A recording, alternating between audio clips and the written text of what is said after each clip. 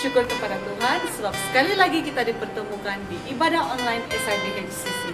Jadi mari kita sama-sama menikmati berkat melalui pujian dan pemberitaan firman Tuhan sebentar lagi. Tuhan memberkati. Enjoy! Shalom dan selamat pagi jemaat Tuhan yang mengikuti ibadah online. Dimanapun kita berada, kita telah diutus oleh Tuhan untuk tetap berdiri teguh. Dan sekaranglah waktunya untuk menyatakan iman kita. Mari kita angkat pujian ini. Sekaranglah waktunya.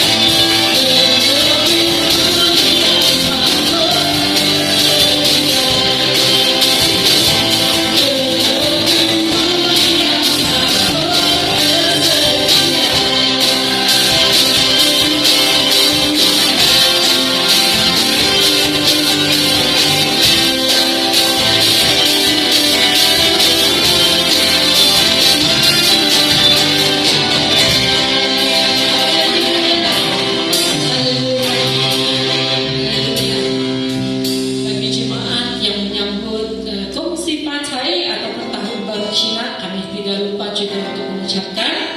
Dan karena begitu besar kasih Allah pada kita, dan pastilah kita akan diberkati anak cucu kita di mana-mana. Haleluya. Mari kita angkat pujian ini berkat anak cucu. Amin.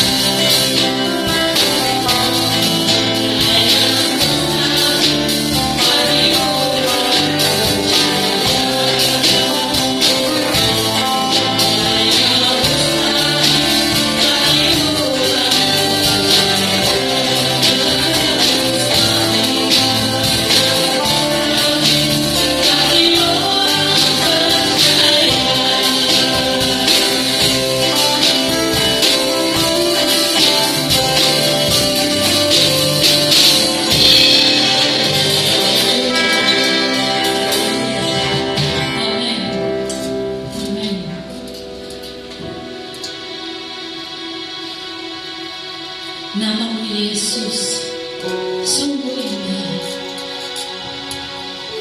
dan Engkau sungguh baik Tuhan.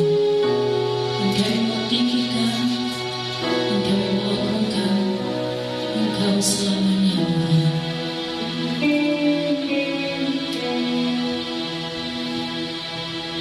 Yesus, Kau sungguh baik.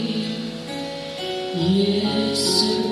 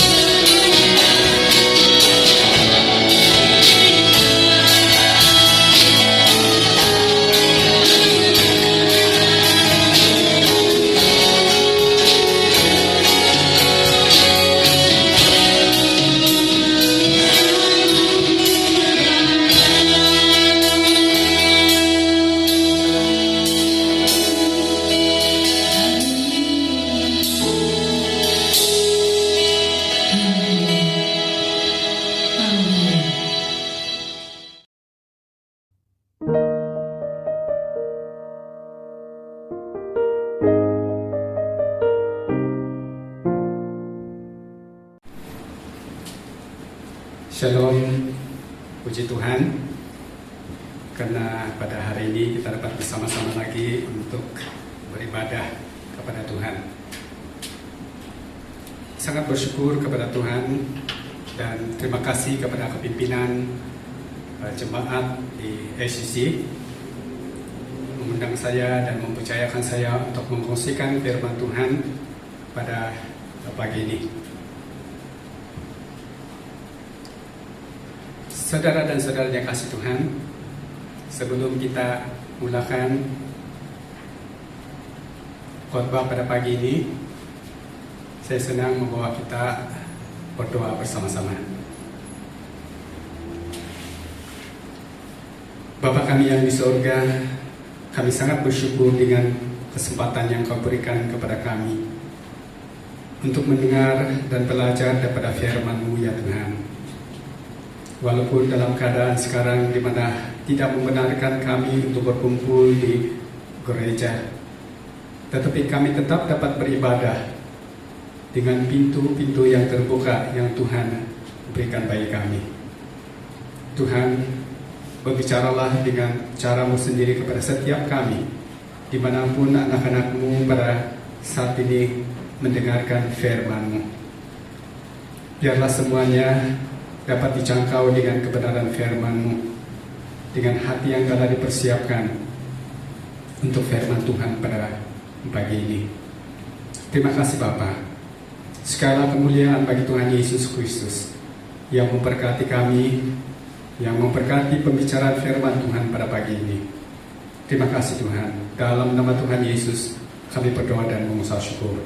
Amin.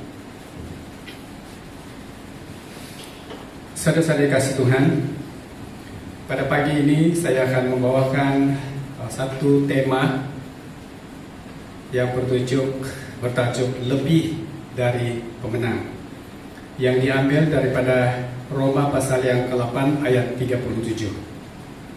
Saya baca firman Tuhan ini. Tetapi dalam semuanya itu kita lebih daripada orang-orang yang menang oleh Dia yang telah mengasihi kita. Saudara yang dikasihi Tuhan, COVID-19 atau 19 tanpa kita sadari telah menurunkan kekuatan iman bagi jemaat Tuhan sampai kepada tahap 60%.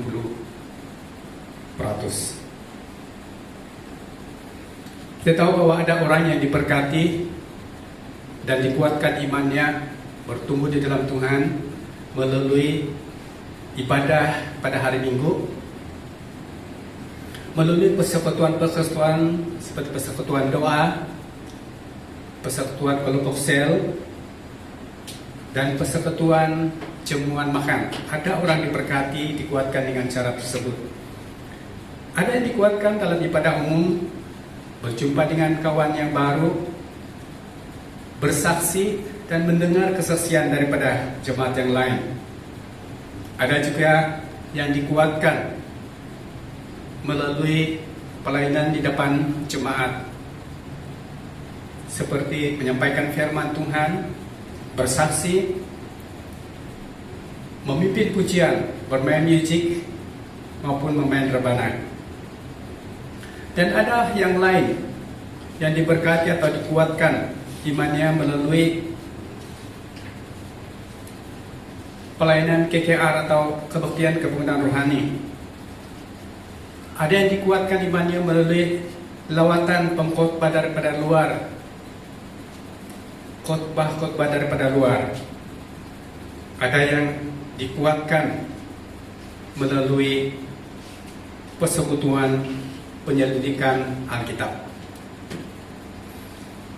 Tapi sekarang semuanya yang disebutkan tadi itu tidak ada lagi. Telah terhalang atau dihalang. Kita tidak ada lagi acara seperti ini pada masa sekarang ini. Dihalang atas sebab atas alasan COVID-19. Memang benar saudara yang mengasihi Tuhan, bahwa tidak ada satu pun yang di luar sana yang dapat memisahkan kita daripada kasih Tuhan.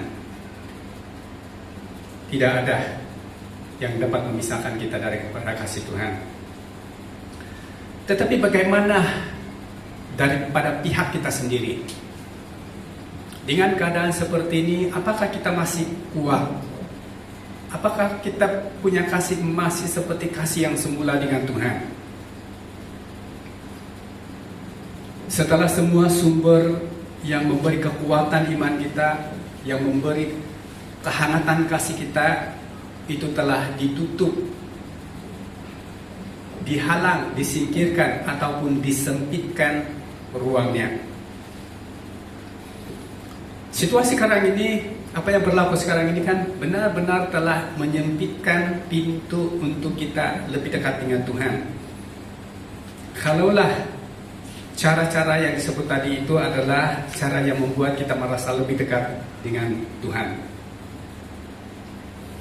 Dan COVID-19 ini telah memberi ruang yang luas kepada dunia, mengisi semua kekosongan yang tidak dapat lagi kita lakukan pada masa sekarang ini. Yang sebenarnya selama ini dunia ini tidak ada kesempatan atau tidak ada ruang untuk kita, karena kita sibuk di dalam pelayanan. Kita sibuk dengan melayani sehingga kita tidak ada masa, ataupun memang tidak memberi masa kepada dunia untuk mempengaruhi kita. Tapi sekarang ini terbalik, karena kita tidak ada lagi pelayanan seperti masa-masa yang lalu, maka dunia mulai mengisi kekosongan itu melalui media. Memang benar bahwa melalui media pun kita boleh beribadah, karena di dalam media itu ada banyak hal-hal rohani. Saudara dikasihi Tuhan, seperti di Taman Eden, bahwa di taman itu hanya ada satu pokok yang buahnya tidak boleh dimakan, pokok larangan. Dan yang lainnya itu, yang banyak itu adalah pokok-pokok yang boleh disentuh atau dimakan buahnya. Hanya ada satu pokok. Tapi kita ingat peristiwa ini bahwa di Taman Eden itu tidak ada manusia selain daripada Adam dan Hawa. Maksudnya tidak ada yang menggoda, tidak ada yang mempengaruhi mereka. Tapi ada satu pokok yang buahnya dilarang untuk dimakan. Tetapi dengan satu pokok ini, manusia yang paling rapat, paling dekat dengan Tuhan pun jatuh oleh karenanya. Memang ada ceritanya, tapi itu yang terjadi. Di mana buah yang dilarang itu dikatakan bahwa dia menarik karena memberi pengetahuan dan menarik untuk dilihat. Dan dikatakan juga bahwa siapa yang memakan buah itu akan menjadi seperti Allah, tahu yang baik dan yang jahat. Saudara-saudari yang mengasihi Tuhan, ingat, walaupun pokok buah larangan itu hanya satu saja pada masa itu, tetapi buahnya banyak. Dan sekarang pokok itu sudah menyebar ke seluruh dunia. Bahkan dunia ini dipenuhi dengan pohon buah larangan.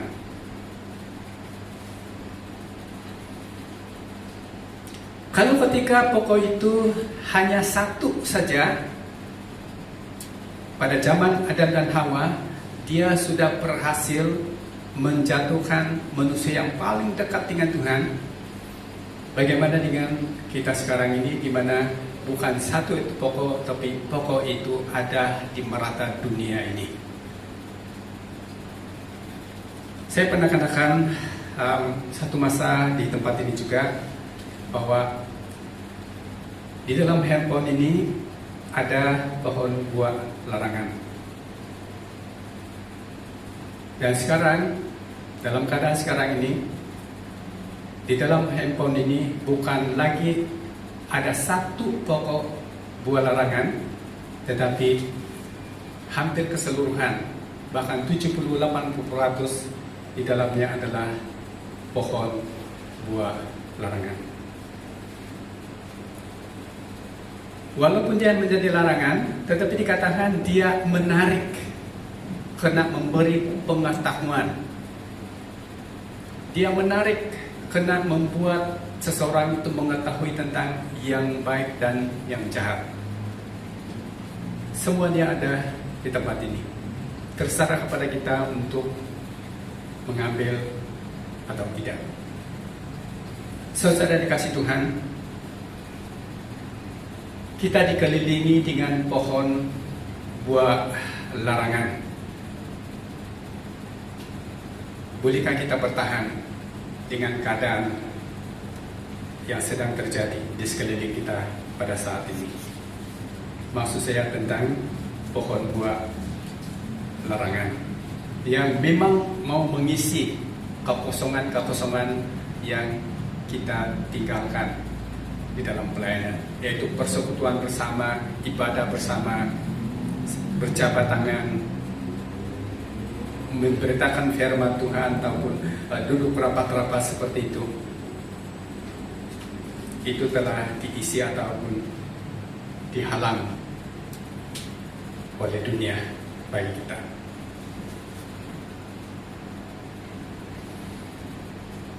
Saudara dikasih Tuhan, firman Tuhan katakan bahwa semua yang ada di dalam dunia, yaitu keinginan daging dan keinginan mata, bukanlah berasal daripada Bapa, melainkan daripada dunia ini.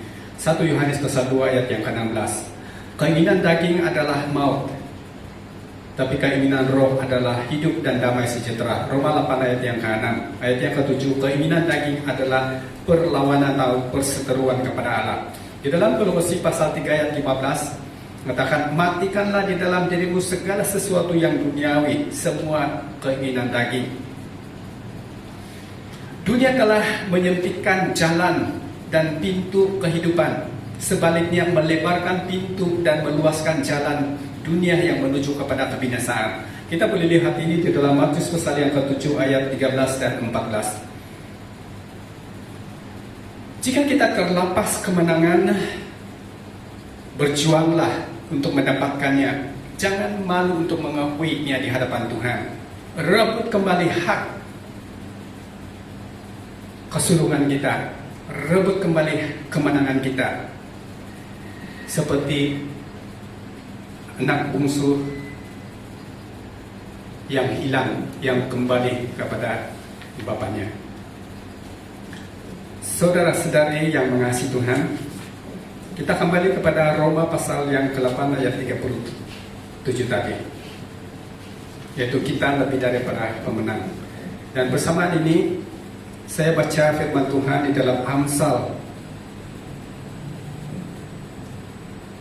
pasal yang ketiga ayat 5 dan 6 yang berkata, percayalah kepada Tuhan dengan segenap hatimu dan janganlah bersandar kepada pengertianmu sendiri. Akuilah Dia dalam segala lakumu, maka Ia akan meluruskan jalanmu. 2 ayat sejak. Sebenarnya firman Tuhan di dalam Amsal pasal yang ketiga ayat 5 dan 6 ini adalah tema yang Tuhan berikan kepada saya untuk tahun 2021. Ini diberikan pada 20 hari bulan 12 2020. Ketika saya diberi ayat ini sebagai tema untuk tahun ini, saya mengoreksi diri saya sendiri, karena dia katakan percayalah kepada Tuhan dengan segenap hatimu. Saya mengoreksi diri saya dan bertanya, apakah selama ini saya tidak mengasihi Tuhan dengan segenap hati saya? Tetapi pada awal tahun 2021, saya mendengar banyak khotbah daripada hamba-hamba Tuhan yang bila diperhatikan mereka tidak sehaluan tentang satu perkara. seperti tentang akhir zaman, tentang anam-anam, tentang vaksin, dan tentang sebagainya. Mereka tidak seruan. Dan ini boleh membingungkan pendengar. Jadi bila saya melihat itu, mendengar itu, firman Tuhan di dalam Amsal pasal 3 ayat 5 itu kembali lagi, dan saya mulai mengerti bahwa itu akan terjadi di dunia di zaman yang baru ini. Dan bagi kita, bagi orang yang percaya, supaya tidak terombang-ambing ke kiri atau ke kanan karena pandangan yang tidak sehaluan tentang akhir zaman, maka fokuskan iman kita, pengharapan kita, dan pergantungan kita kepada Tuhan. Itu firman Tuhan mengatakan bahwa percayalah kepada Tuhan dengan segenap hatimu. Hanya kepada Tuhan saja. Kembali kepada Tuhan, kembali kepada firman Tuhan. Dan pada 20 hari bulan 12 juga tahun lalu, Tuhan bicara dengan jelas. Walaupun ini sudah dalam firman Tuhan, tetapi dia bicara dengan jelas. Yang terdapat dalam Matius pasal 24 ayat 32 dan Markus 13 28 sampai 32, yaitu pohon ara sudah bertunas.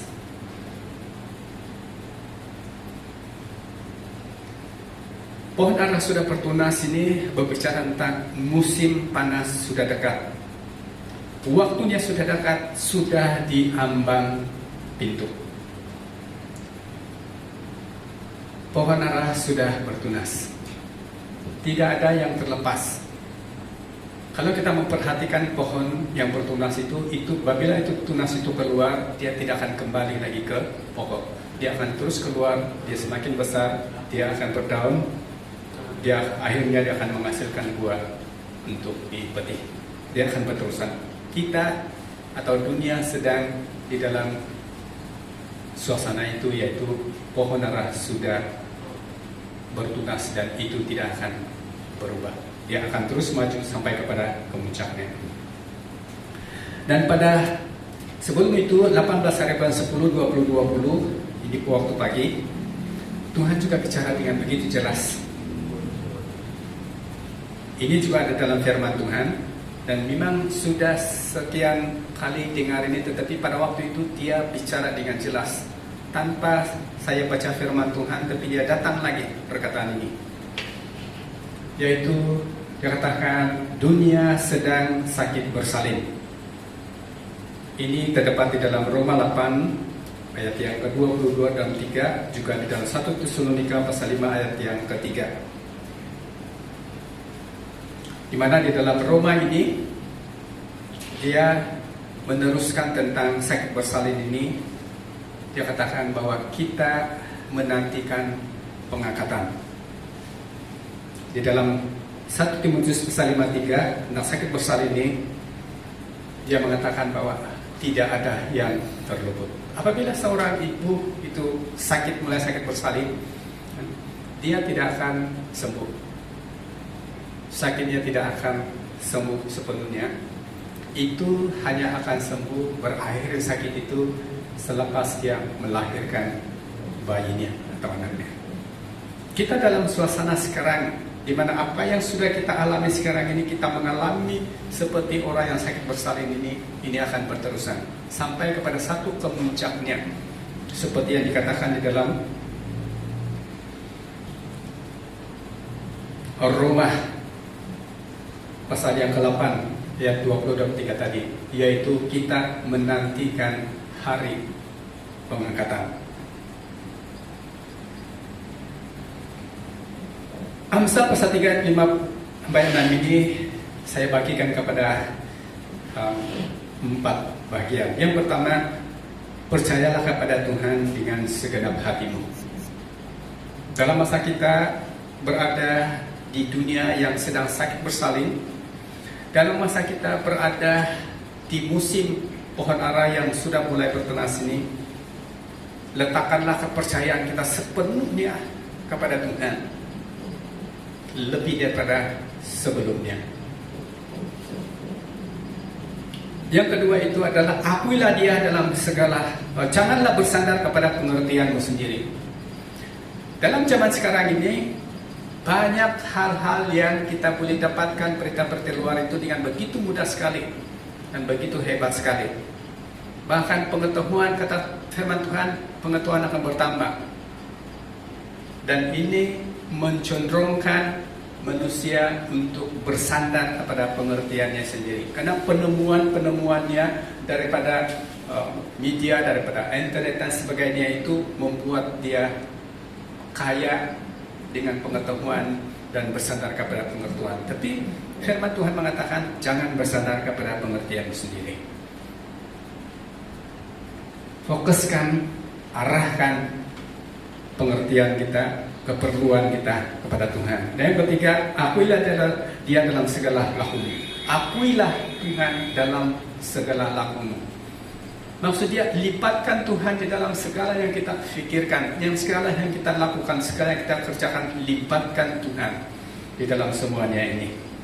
Dan apabila kita melipatkan Tuhan di dalam semua pekerjaan kita, dalam semua pergerakan kita dan sepanjang kehidupan kita ini, di mana kita hidup di dunia yang penuh dengan cobaan ini, di mana kita hidup di tengah-tengah pohon-pohon buah larangan ini,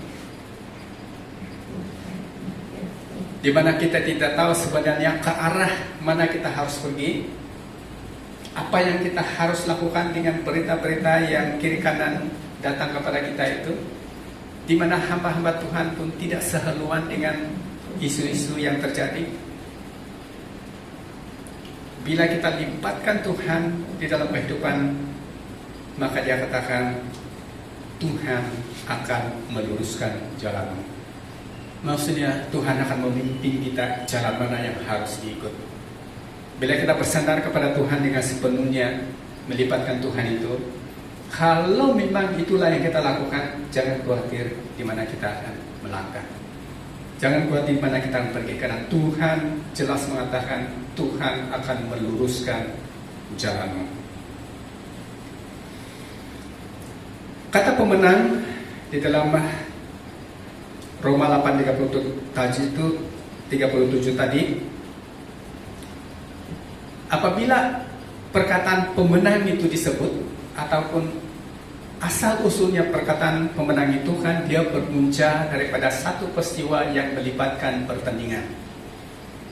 Pemenang tidak akan disebut tanpa ada satu pertandingan.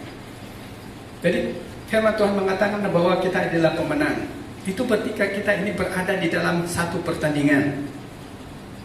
Pertandingan apa? Kita terlibat sehingga kita ini adalah jadi pemenang.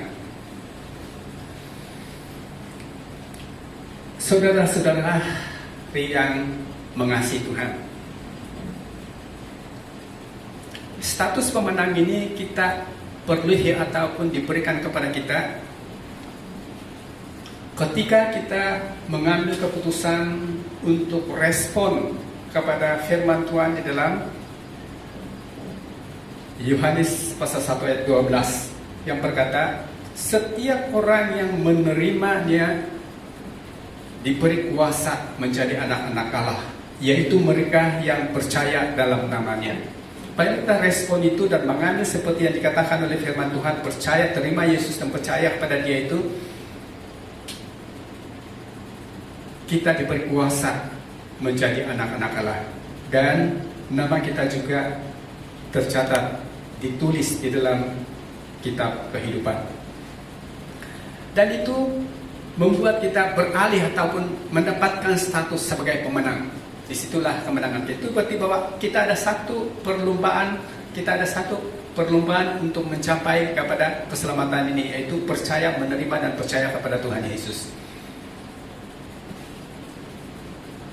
Pemberitaan tentang firman Tuhan itu terbuka luas di dunia ini, dan itu ada di hadapan kita.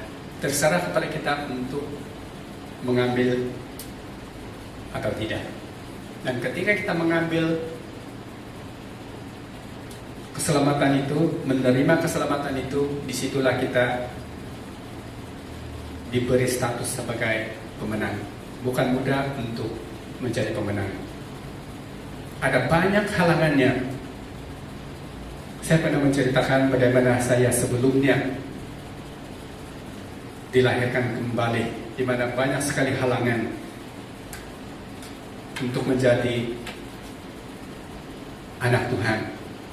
Banyak sekali halangan, banyak sekali ujian untuk dilahirkan kembali.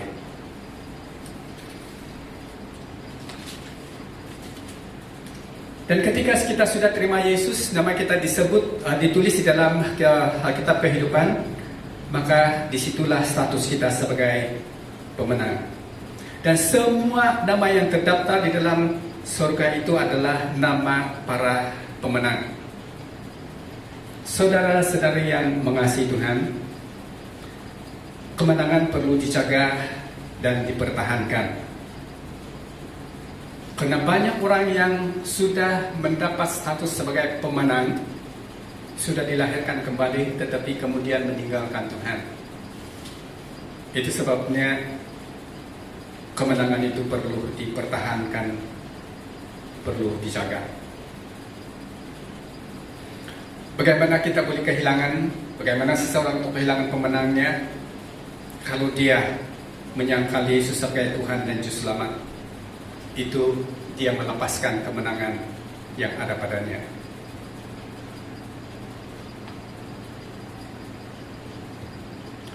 Pemenang, seorang pemenang itu, pemenang iman di sini melibatkan Tuhan sepenuhnya di dalam kehidupannya. Karena dia tahu bahwa kemenangan yang dia ada itu, yang dia perlu itu karena dia berjalan bersama dengan Tuhan, karena Tuhan yang memberikan kemenangan kepada dia, karena Tuhan adalah sumber kepada kemenangannya itu, maka dia menjaga kemenangannya itu dengan hidup bergaul dengan Tuhan. Pemenang, apapun yang dia lakukan, dia akan libatkan Tuhan. Kemanapun dia pergi, dia akan berjalan bersama dengan Tuhan. Pemenang tahu bahwa Tuhan di pihaknya.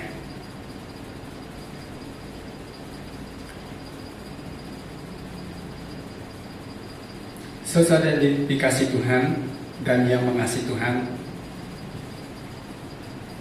di hadapan Tuhan semuanya terbuka luas. Apa yang kita lakukan, apa yang kita pikirkan, apa yang kita letakkan di dalam hati, semuanya terbuka luas di hadapan Tuhan. Dan seorang pemenang mengetahui tentang hal ini. Dan pengetahuannya tentang hal ini membuat dia apabila bekerja di mana saja akan melakukan pekerjaannya itu dengan sungguh-sungguh, dengan jujur, dengan segenap hatinya. Seolah-olah pekerjaan yang dia lakukan itu adalah untuk Tuhan. Karena dia terbuka sepenuhnya di hadapan Tuhan. Dia akan jujur dengan pekerjaannya. Lebih daripada pemenang adalah pemenang di atas pemenang. Di dalam Sukan, pemenang ini, lebih daripada pemenang ini, disebut sebagai orang yang telah memecahkan rekod kemenangannya sebelum ini. Kalau dia adalah pemenang dalam satu acara dan pertandingan seterusnya, dia pecahkan rekod kemenangan dia yang asal ini, disitulah dia akan disebut sebagai lebih daripada pemenang. Pemenang di atas pemenang. Jadi pemenang itu bagus. Bagus itu menjadi pemenang. Tetapi menjadi lebih daripada pemenang itu lebih baik. Jadi jangan berhenti belajar firman Tuhan. Jangan berhenti mengikuti Tuhan. Jangan berhenti membaca firman Tuhan. Jangan selepas terima Tuhan kemudian dibaptis berhenti. Jangan. Yang baiknya bagaimana kita mau jadi lebih daripada pemenang. Selepas kita dibaptis, berusahalah supaya kita satu masa nanti akan menjadi orang yang membaptis. Bukan hanya setakat dibaptis saja. Ada dua hal yang pasti bagi pemenang. Yang pertama, dia akan jadi inspirasi bagi orang lain untuk menang. Dia akan jadi teladan yang akan memberi dorongan bagi orang lain untuk menjadi pemenang. Dia akan menjadi pendorong semangat kepada orang yang ingin menang. Jadi kita dapat melihat betapa besarnya kesan bagi seorang pemenang itu kepada orang lain. Oleh itu, sebagai pemenang, jadilah garam dan terang bagi duniamu, di mana saja Tuhan menempatkan kita. Yang kedua, banyak pemenang ini mempunyai banyak saingan, banyak musuh yang berusaha untuk mengalahkan ataupun menjatuhkannya, melemahkan dia, mencelakakannya, dan juga berusaha untuk melalaikan dia. Musuh-musuh akan menipu, akan menggoda, membohongi, memperdaya, dan memerangkap dia dengan satu alasan, supaya dia jatuh daripada kemenangannya. Musuh-musuh akan merebut kemenangan yang ada di tangan orang pemenang. Sebagai contoh orang-orang pemenang di dalam Alkitab, yang pertama adalah Daniel. Daniel itu adalah seorang pemenang di negara asing, di mana dikatakan bahwa dia adalah yang paling pintar daripada semuanya di dalam kerja itu. Dia adalah yang terbaik. Jadi musuh-musuhnya mau mencelakakan Daniel, mereka iri hati, mau menjatuhkan Daniel. Dan kita tahu ceritanya itu, cara mereka untuk menjatuhkan Daniel itu, sehingga dia dimasukkan di gua singa. Tetapi pemenang itu percaya kepada Tuhan dengan segenap hatinya, tidak bersandar kepada kekuatannya sendiri. Pemenang itu mengakui, melibatkan Tuhan di seluruh kehidupannya. Dia tahu Tuhan akan meluruskan jalannya. Kita tahu kisah kesudahan Daniel. Orang yang kedua adalah Adam dan Hawa di Taman Eden. Mereka adalah orang pemenang di Taman Eden. Mereka memiliki satu taman yang sangat indah, tidak ada orang lain. Mereka adalah betul-betul pemenang. Dan musuh itu berusaha untuk merebut kemenangan itu, dan kita tahu ceritanya, mereka jatuh. Yang ketiga adalah Yusuf di rumah Potifar. Dia adalah pemenang di dalam mengikuti Tuhan, pemenang dalam kesetiaan, dalam kekudusannya, di dalam pekerjaannya. Dan kita tahu bagaimana musuh itu memperdayakan dia, menggoda dia, hanya untuk menghancurkan kemenangan yang ada padanya. Dan kita tahu Yusuf berhasil mempertahankan kemenangannya.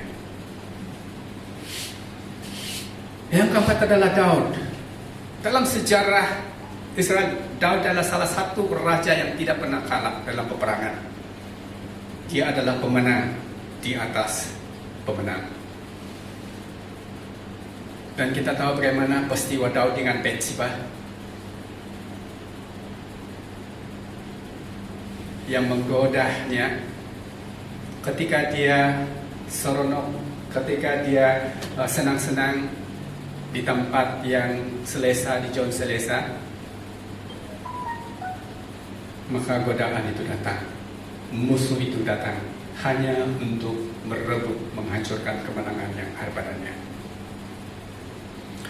Pemenang tidak akan menyerahkan kemenangannya kepada lawan, hanya orang bodoh yang melakukannya.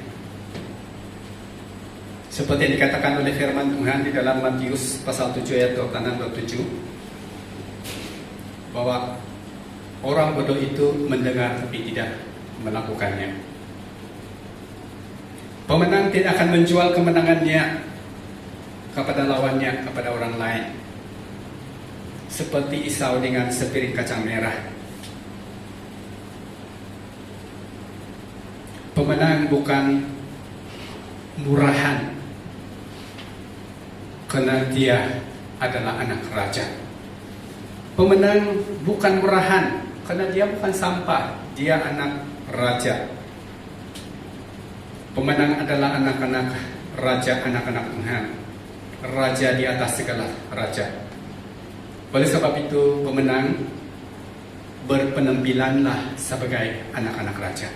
Dalam apapun yang kita lakukan, dalam apapun pergerakan kehidupan kita. Kekalahan akan dialami oleh seseorang pemenang kalau dia terus-menerus berpikir bahwa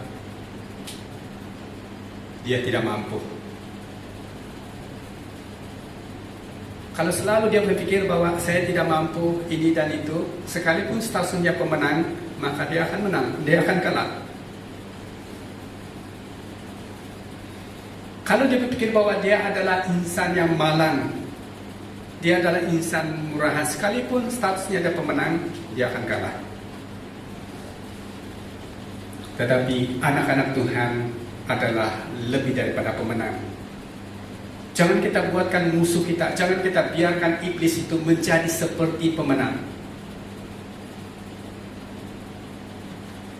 Iblis hanya akan berkuasa apabila kita takut kepadanya.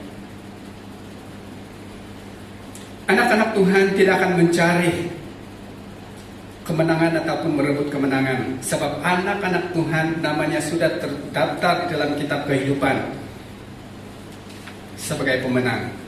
Sudah tercatat, tidak perlu lagi kejar, tidak perlu lagi cari, sudah tercatat nama kita dalam buku kehidupan sebagai pemenang. Persoalannya, ramai orang percaya yang hidupnya seolah-olah merebut kemenangan, bergumul untuk menang, walaupun sebenarnya status adalah sebagai pemenang.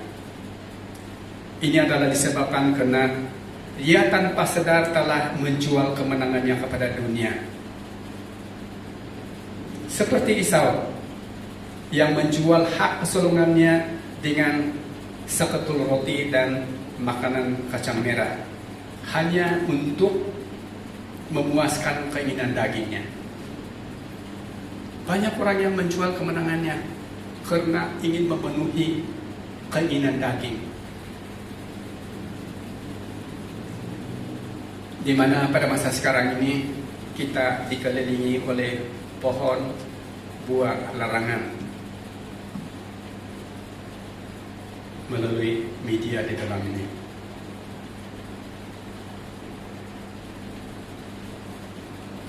Saudara-saudara yang mengasihi Tuhan, jangan serahkan atau jual kemenangan kita hanya untuk memuaskan keinginan daging. Ciri-ciri pemenang yang pertama, roh yang ada di dalamnya adalah roh yang kuat. 1 Timotius pasal 1 ayat 7. Ciri-ciri pemenang yang pertama adalah roh yang di dalamnya itu adalah roh yang kuat. Yang kedua, roh yang ada di dalamnya itu lebih besar daripada roh yang ada di dalam dunia ini. Itu perlu disadari oleh para pemenang, anak-anak Tuhan, supaya kita tidak meletakkan diri kita dengan sebaris dengan orang-orang yang malang, orang-orang yang kalah. Yang ketiga, penyerahan sepenuhnya. Pemenang ini menyerah sepenuhnya kepada Tuhan. Penyerahan sepenuhnya kepada Tuhan. Dia tunduk kepada Tuhan yang ada sumber kemenangannya. Dan pemenang ini juga sebenarnya ditakuti oleh iblis. Yakobus pasal 4 ayat yang ke-7. Seterusnya, pemenang ini tahu, sadar bahwa Allah itu di pihaknya. Kalau kita menyadari bahwa Allah di pihak kita, firman Tuhan mengatakan, kalau Tuhan di pihak kita, siapakah yang dapat mengalahkan kita? Jangan bergumul untuk menang, karena kita adalah lebih daripada pemenang.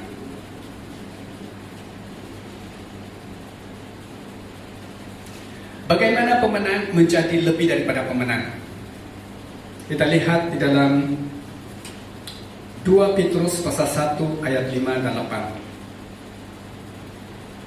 2 Petrus pasal 1 ayat 5 dan 8. Pemenang untuk menjadi lebih daripada pemenang, dia tidak akan duduk diam di dalam zon selesa, tetapi dia akan sungguh-sungguh berusaha untuk menambahkan imannya dengan kebajikan, kebajikan dengan pengetahuan, pengetahuan dengan penguasaan diri, penguasaan diri dengan ketekunan, ketekunan dengan kesalihan, kesalihan dengan kasih kepada sesama seiman, kasih kepada sesama seiman, kepada kasih kepada semua orang. Inilah yang diusahakan, yang disungguh-sungguhkan oleh seorang pemenang yang mau menjadi lebih daripada pemenang. Saudara-saudara yang mengasihi Tuhan, bila semuanya ini ada, yang 7 perkara tadi, iman yang ditambah dengan 7 hal tadi atau 6 perkara yang tadi, dia katakan kamu akan menjadi berhasil lebih daripada pemenang di dalam Yesus Kristus. Kita akan menjadi berhasil lebih daripada pemenang di dalam Yesus Kristus. Pemenang juga senantiasa berjaga-jaga dan berdoa. Pemenang juga, ataupun pemenang itu, dia melekat dengan Tuhan. Dia siap sedia setiap waktu, karena dia tahu musuh-musuhnya yang ingin merebut kemenangannya itu berkeliling 24 jam sehari, seperti singa yang mengelilingi mencari mangsanya. Pemenang menyadari tentang hal itu, sebabnya dia melekat dengan Tuhan.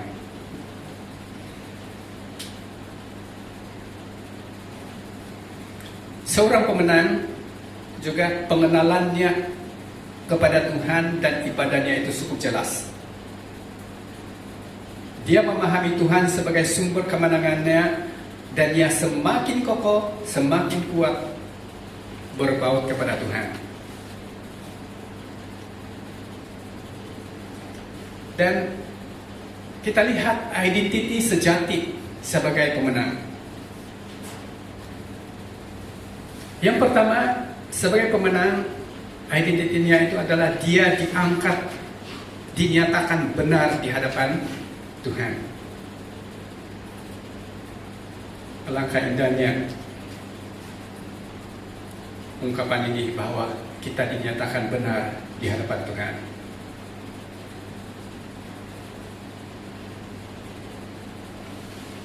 Pemenang juga tidak ada penghukuman yang menanti dia. Pemenang dimerdekakan dari kuasa dosa dan kuasa maut. Pemenang memiliki hidup baru pada masa kebangkitan.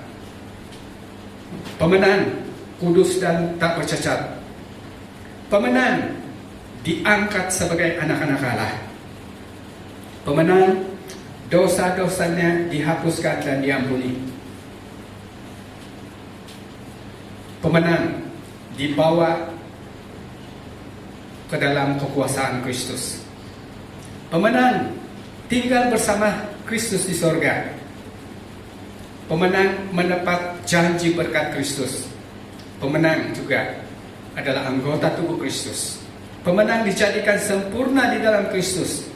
Pemenang dibebaskan daripada tabiat dosa. Pemenang akan mendapat kemuliaan yang kekal. Pemenang dapat masuk ke hadirat Allah dengan penuh keberanian. Saudara kasih Tuhan, selepas kita melihat betapa indahnya dan betapa tingginya kualiti sebagai pemenang, maka rinduilah itu ataupun pertahankan kemenangan yang kita sudah perolehi sebagai anak-anak Tuhan. Jangan biarkan musuh menggoda kita. Mungkin kita tidak sadar, tetapi bila ada musuh di sekitar kita, bila ada godaan dan hal-hal yang akan mengganggu iman kita, hal-hal yang menghalangi pertumbuhan kita, kita harus ingat bahwa misi utama semuanya itu adalah merebut kemenangan. Jangan serahkan kemenangan yang sudah Tuhan berikan kepada kita. Bahkan kemenangan yang ada itu, mari kita terus bertumbuh, mari kita usahakan menjadi lebih daripada pemenang. Mari kita berdoa. Bapa di surga, kami mengucap syukur sekali lagi karena kami menyadari tentang penyertaan Tuhan ketika kami belajar daripada firman-Mu. Terima kasih Tuhan, Engkau sudah berbicara dengan cara-Mu sendiri kepada setiap kami. Kiranya firman-Mu itu menerangi hati kami, memberi pengetahuan yang baru bagi kami, mana kami untuk mempertahankan status kemenangan yang Engkau sudah berikan kepada kami sebagai anak-anak Tuhan. Terima kasih Tuhan, kami memerlukan pertolongan Tuhan, kekuatan daripada Tuhan, karena kami dikelilingi oleh musuh yang bergerak 24 jam dengan misi merebut kemenangan yang ada pada kami. Terima kasih Tuhan, Engkau mengasihi kami dan Engkau membawa kami untuk merenungkan firman Tuhan pada hari ini, supaya kami tidak lalai dengan kemenangan yang Tuhan berikan kepada kami, tapi akan terus bersungguh-sungguh, bukan sekadar pemenang, tetapi menjadi lebih daripada pemenang. Segala kemuliaan bagi Tuhan Yesus Kristus yang memberkati setiap kami di tempat ini, memberkati anak-anak Tuhan yang sudah mendengar firman Tuhan.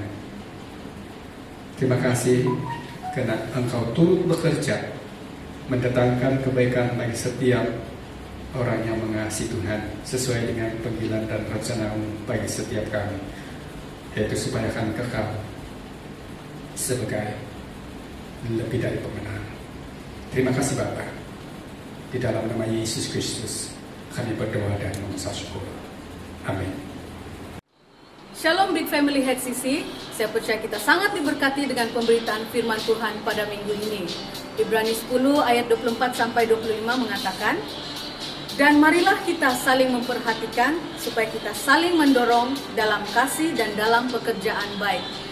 Janganlah kita menjauhkan diri dari pertemuan-pertemuan ibadah kita seperti dibiasakan oleh beberapa orang. Tetapi marilah kita saling menasihati dan semakin giat melakukannya menjelang hari Tuhan yang mendekat. Saya mau mengajak kita semua terus-menerus saling memperhatikan dan saling mendorong melalui persekutuan kita secara online. Terima kasih, Tuhan memberkati.